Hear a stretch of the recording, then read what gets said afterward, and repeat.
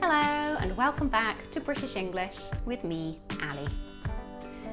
In today's lesson, I'm getting a little bit more contextual and explaining some common words or phrases that British people use. Now, these phrases sound quite polite, but there may be a hidden motive underneath. These are general phrases, and of course, some people do use them with genuine sincerity and niceness. But I'm just going to explain some ways that might sound nice, but have a slightly less kind undertone. As always, please do give this video a thumbs up and leave your comments in the comment section below.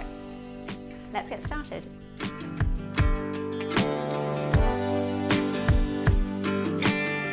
One thing that I am extremely guilty of using myself is when somebody makes a suggestion to do something and I really don't want to do it. So for example, my friend says, "Hey, why don't we go rock climbing on the weekend?" In my head, I'm like, no way.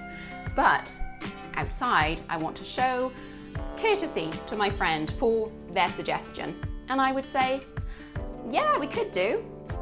This absolutely means no way on earth am I going rock climbing, but the way it sounds is much more gentle. I'm not saying, yes, absolutely, I'll definitely be there, nor am I saying, no way. I'm just saying, yeah, we could do. I'm showing sort of I'm on the fence about it. And I'm doing this because I want to avoid directly insulting or hurting the person for their suggestion. So, giving a very half-hearted response such as, oh yeah, maybe, or yeah, we could do, whilst it sounds potential, it's actually a no-go. The next word is when someone gives you a gift and you open the gift and it's terrible. Of course, you can't say this to the person who's just given you the gift, so you keep your face light and you say, wow, it's beautiful. Now, you have to really pretend that you like it, but this sort of like, oh wow feeling is probably a sign that someone doesn't like the gift. Now, the person may appreciate your thought for buying them something, but there are just certain things that don't match and just don't work for that person. So I would say, most of the time, British people tend to use these sorts of white lies when we don't want to upset someone else. So we're not just lying because we want to be liars. We're bending the truth to prevent hurting the other person. So please do bear this in mind. We're not just like a nation of liars. We just care too much about being polite that we couldn't possibly tell someone directly to their face that their gift is terrible or their activity idea is terrible or something like that. The next thing that some of us Brits are quite partial to doing is when we just want to go home. We've been working all day and perhaps after work we meet someone for dinner, and at the end of the dinner we're just tired and we want to go home. And we may indicate this in very subtle ways by saying that we are uncomfortable. Oh, it's quite cold today, isn't it? Oh, yeah, I wish I brought my coat. I'm uncomfortable and I want to go home. Wow, I'm so tired. Yeah, it's such a long day at work today. I'm tired and I want to go home. Wow, it's so dark. Look how late it is. I can't believe it. It's late and I want to go home. Again, we're just saying these things because we want to protect or preserve the pride of the person that we're with. Perhaps a more subtle way we could say is like, listen, I had a great time tonight, but I've got a really early start tomorrow, so I better go home. When we are about to deliver news that may upset or offend someone, we'll tend to roll into it very gently by saying fillers such as, right, in this sort of sighing kind of way. Right, okay. Wow, okay. This sort of breezy introduction to our exit is a very common way of picking up, okay, maybe this person wants to go home. The next situation might appear in, for example, a coffee shop. So we go into the shop and we ask for a coffee, and the waitress says, "I'm sorry, we don't have any more of that."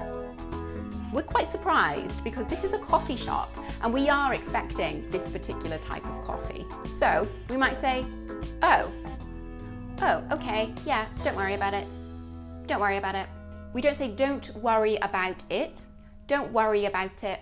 Don't worry about it. We slur it all in together. Oh, okay. It's that sort of expectant, disapproving face. We are saying we're surprised, that was unexpected, but please don't worry, it's okay. That is what we're saying with our words, but with our perhaps eyebrow going up, oh, and the tone of voice, yeah, don't worry. This sort of passive-aggressive dislike of what we've just heard is a kind of way of showing that we are a little bit annoyed by the situation, but we don't want to come across too rude. Another example might be when we're waiting for something. Perhaps, for example, you're waiting to speak to the manager and time is ticking, time is going on, and we have somewhere to be. The manager comes and says, "I'll be with you in 10 minutes. And inside, you're feeling a bit angry. So we might sort of go back, cross our arms and say, "Sure." Just like that, we're showing that we are not happy with the situation at all, but we are pretending to be as polite as possible. Sure. In reality, if we really felt sure, we could say, "Don't worry, absolutely no problem. You take your time, don't worry about me." But the reality is that we don't feel that way at all, and we would actually like the manager to hurry up. I would say a lot of us tend to get ourselves in a situation where we do certain things to help someone understand how we truly feel, and then to remove ourselves from a rude position, we'd say, no, it's fine. So for example, "Oh, are you gonna eat that last sausage? Oh yeah, please go ahead." Really, we're like, "I wanted to eat that last sausage." But we might say like, "Oh, you're gonna, yeah, go ahead." "Oh, no, it's fine." So when the person says, "Oh, did you want it? I'm sorry. Yeah, please go ahead." We say, "Oh, no, it's so fine. Yeah, please, just enjoy it." If we really didn't mind, we wouldn't have said anything in the first place. Another classic line that is commonly used in dates is, "Maybe next time." Again, it's a similar sort of on the fence attitude, such as maybe we could do. It's not saying no, but it's also not saying yes. Maybe next time. This is used on a date because we want to imply that we had a good time with this person on the first date, and we are not saying, "No, I'm never going to see you again," even if that's what we're thinking. Instead, "Yeah, maybe next time." Again, this could be a genuine, "Yeah, maybe next time. We possibly could do it the next time we meet." And these people may meet and have a great time doing whatever this activity is. But I will say that this is commonly used when someone is not quite interested in the other person, and when that person suggests, "Oh, why don't we go to the cinema next time?" A good response to avoid hurting their feelings is, "Maybe next time." So I hope that that was helpful for you.